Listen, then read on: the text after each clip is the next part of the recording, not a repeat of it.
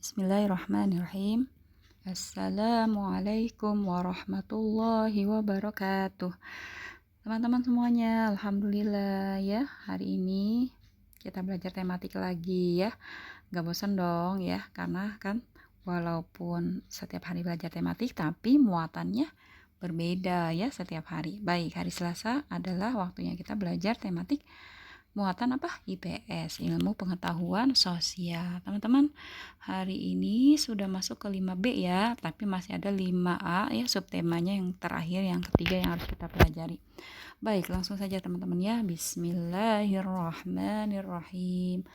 Rabbi zidni ilma warzuqni fahma. Rabbi surah li sadri wa yassir li amri wahlul 'uqdatam min lisani yafqahu qawli. Amin ya Allah ya rabbal alamin. Allahumma shalli ala sayyidina Muhammad wa ala ali sayyidina Muhammad. Teman-teman, langsung saja kita akan membahas atau mempelajari manfaat letak geografis Indonesia di bidang sosial dan ekonomi ya. Letak geografis kemarin sudah kita bahas ya, yaitu berkaitan tentang cuaca, kemudian iklim, potensi alam yang dimiliki ya, disebut termasuk geografis ya. Kemudian yang akan kita bahas di sini adalah geografis Indonesia, berarti ya lingkupnya luas, yaitu satu negara. Di bidang apa? Di bidang sosial dan juga di bidang ekonomi. Sosial itu artinya yaitu hubungan kita ya, masyarakat Indonesia dengan negara lain di dunia. Kemudian kalau ekonomi adalah semua usaha manusia untuk bisa memenuhi kebutuhan hidupnya. Kita butuh apa teman-teman dalam hidup? Iya, kita butuh makan, kita butuh pakaian, kita butuh sekolah, kita butuh semuanya yang semuanya itu bisa dipenuhi dengan pendapatan atau bisa dikatakan dengan uang gitu ya teman-teman ya. Baik, langsung teman-teman, ini dia secara geografis Indonesia itu terletak di antara dua benua, yaitu benua apa? Asia dan juga benua Australia ya. Kemudian kita juga diapit oleh dua samudra, yaitu Samudra Hindia dan juga Samudra Pasifik, teman-teman ya. Jangan lupa seperti itu letak geografis Indonesia. Kemudian dengan letak geografis tersebut, apa manfaatnya ya di bidang sosial? Ya, ini dia manfaatnya adalah letaknya yang strategis, memudahkan bangsa Indonesia berhubungan dengan bangsa lain sehingga proses interaksi sosial lebih dinamis ya, jadi mudah berhubungan dengan apa? Dengan warga dunia yang lain, dengan bangsa-bangsa yang lain yang ada di dunia.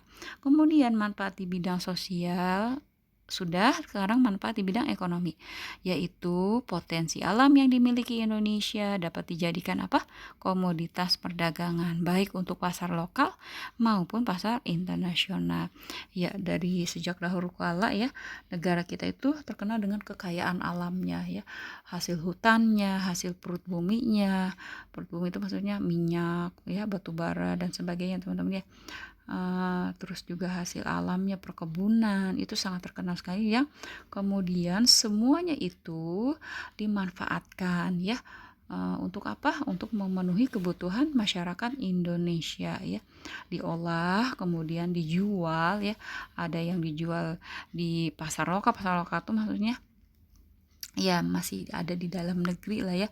Kemudian ada juga pasar internasional, yaitu dijual ke luar negeri. Jadi namanya apa? Ekspor dan impor ya. Begitu manfaatnya di bidang ekonomi dan juga di bidang sosial. Baik, sekarang kita akan belajar tentang pengaruh letak geografis bagi kebudayaan. Nah, pembahasan kita sekarang apa? Kebudayaan. Tadi sosial, ekonomi.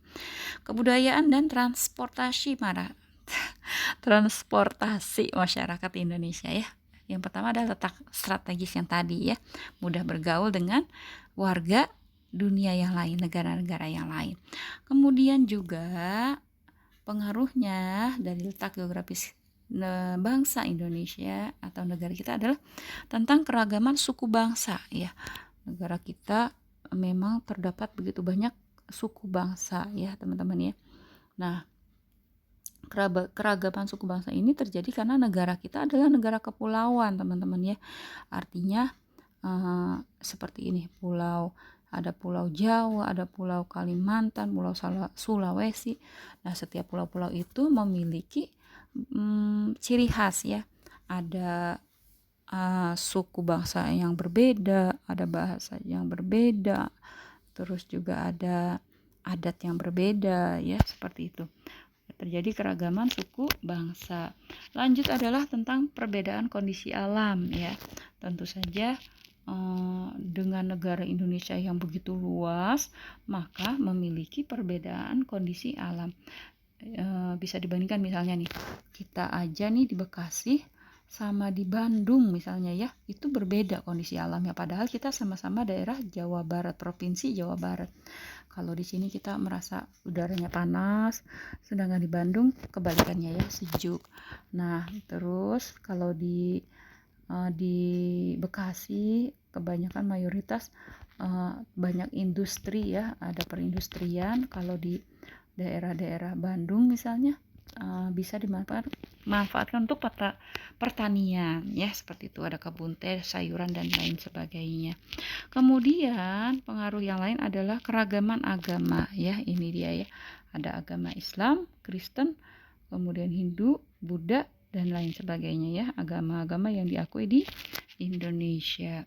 Berikutnya teman-teman, ini ada jenis-jenis usaha dan kegiatan ekonomi ya yang ada di negara kita. Yang pertama ada pertanian dan peternakan ya. Pertanian yang tadi Bu Nisa sudah katakan itu loh. Jadi di daerah-daerah yang dingin, yang cuacanya sejuk, yang di pegunungan itu biasanya tanahnya jauh lebih subur, cocok untuk apa? Untuk menanam sayuran ya, untuk menanam buah-buahan, ada juga untuk beternak ya teman-teman ya. Nah, makanya di sini ditulis pertanian dan peternakan, seperti itu. Terus juga ada jenis usaha lain ya, jenis usaha dan kegiatan ekonomi lain, yaitu perikanan. Nah, ini dia, karena kita ya, coba teman-teman, Bu Nisa pengen tahu, menurut teman-teman dataran Indonesia dengan perairannya lebih luas mana? Betul ya, lebih luas perairan ya. Maka dari itu perikanan ini sebagian masyarakat Indonesia ya melakukan jenis usahanya di bidang perikanan ya. Ada macam-macam sih perikanan itu ya teman-teman ya. Ada yang melakukan di perairan yang asid, perairan payau, dan juga perairan tawar. Yang ketiga ada kehutanan. Nah, ini dia hasil hutan yang biasa dimanfaatkan untuk apa biasanya ya?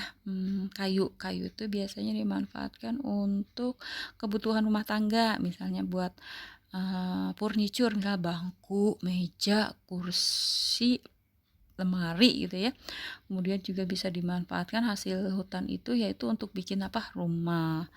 Ya itu ya. Yang keempat adalah pertambangan. Pertambangan artinya yaitu dia hasil alam, hasil perut bumi Indonesia yang dimanfaatkan, misalnya kayak emas ya, terus ada juga perak, tembaga, aluminium, minyak bumi dan sebagainya. Itu namanya pertambangan. Kalau perindustrian, nah itu maksudnya adalah industri itu adalah kegiatan mengolah bahan mentah menjadi bahan setengah jadi, atau enggak mungkin bisa juga bahan mentah jadi langsung jadi. Misalnya di perindustrian, misalnya industri apa ya, misalnya pabrik roti misalnya gitu ya, dari bahan mentah, dari tepung, biasanya tepung dan segala hal ya yang bisa ya, bahan-bahan untuk buat roti, kemudian diolah menjadi roti ya yang siap dimakan. Kemudian ada lagi yaitu perdagangan ya. Ini dia mah banyak ya kita temui ya, pedagang di pasar atau di mall-mall atau juga di pinggir-pinggir jalan ya, perdagangan. Berikutnya teman-teman adalah apa ini? Ini adalah tugas untuk hari ini teman-teman. Perhatikan baik-baik, jangan sampai ada yang salah paham lagi ya. Nih carilah informasi jenis usaha ekonomi di bidang jasa ya. Di bidang apa? Jasa. Bidang jasa itu artinya mereka memberikan pelayanan ya teman-teman ya, bukan menjual produk tapi memberikan pelayanan yang ada di lingkungan rumahmu. Nah, tulis tuh hasil usahanya dia apa. Terus konsumen atau orang-orang yang membutuhkannya siapa aja. Ya, seperti itu ya. Apa sekali lagi? Usaha ekonomi di bidang jasa. Oke, contohnya misalnya apa ya? Oh, yang sering lewat di depan rumah Bu Guru tuh suka ada tukang sol sepatu. Tahu nggak tuh tukang sol sepatu, teman-teman? Ya, jadi dia itu menawarkan jasa ya. Jasanya yaitu misalnya membantu kita ya, yang sepatu atau sendalnya robek ya bisa dijahit sama tukang solnya ya. Jadi bisa dipakai lagi seperti itu ya. Dia tidak menjual barang kan teman-teman ya. Dia menjual jasa namanya. Nah, ya seperti itu ya contohnya. Ditunggu teman-teman jawabannya. Besok libur asik. Saya hamdalah. Alhamdulillahirabbil alamin. Assalamualaikum warahmatullahi wabarakatuh.